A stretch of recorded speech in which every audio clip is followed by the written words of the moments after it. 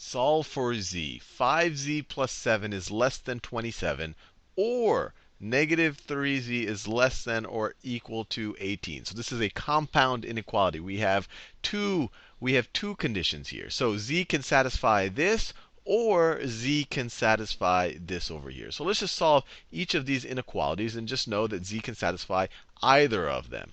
So let's just look at this. So if we look at just this one over here, we have 5z plus 7 is less than 27.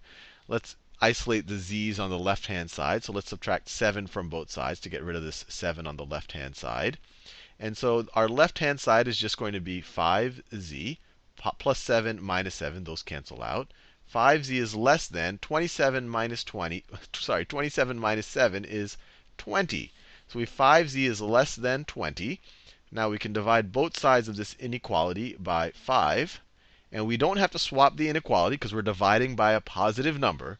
And so we get z is less than 20 over 5. Z is less than 4.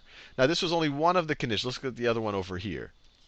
We have negative 3z is less than or equal to 18. Now to isolate the z, we could just divide both sides of this inequality by negative 3. But remember, when you divide both or multiply both sides of an inequality by a negative number, you have to swap the inequality. So so we could write this negative 3z. We're going to divide it by negative 3. And then you have 18. We're going to divide it by negative 3. But we're going to swap the inequality. So the less than or equal will become greater than or equal to. And so these guys cancel out. Negative 3 divided by negative 3 is 1. So we have z is greater than or equal to 18 over negative 3 is negative 6. And remember, it's this constraint or this constraint. And this constraint right over here boils down to this. And this one boils down to this. So our solution set, z is less than 4, or z is greater than or equal to negative 6. So let me make this clear. Let me rewrite it. So z could be less than 4, or z is greater than or equal to negative 6. It can satisfy either one of these. And this is kind of interesting here, because let's plot these. Let's plot these. So there's a number line right over there. Let's say that 0 is over here. We have 1, 2, 3, 4 is right over there. And then negative 6, we have 1, 2, 3, 4, 5, 6. That's negative 6 over there. Now, let's think about z being less than 4. Z being less than 4, we would put a circle around 4 since we're not including 4. And it would be everything less than 4. Everything less than 4.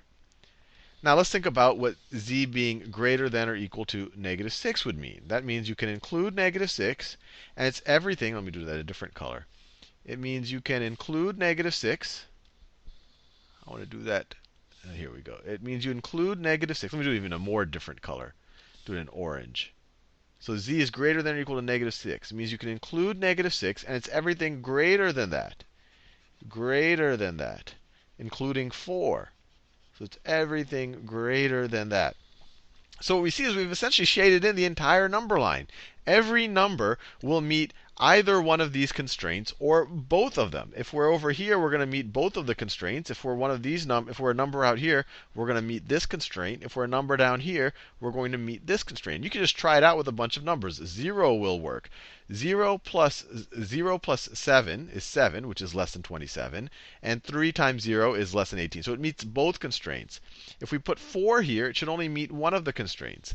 Negative 3 times 4 is negative 12, which is less than 18. So it meets this constraint, but it won't meet this constraint, because you do 5 times 4 plus 7 is 27, which is not less than 27. It's equal to 27. But remember, this is an or. So you just have to meet one of the constraints. So 4 meets this constraint, so even 4 works.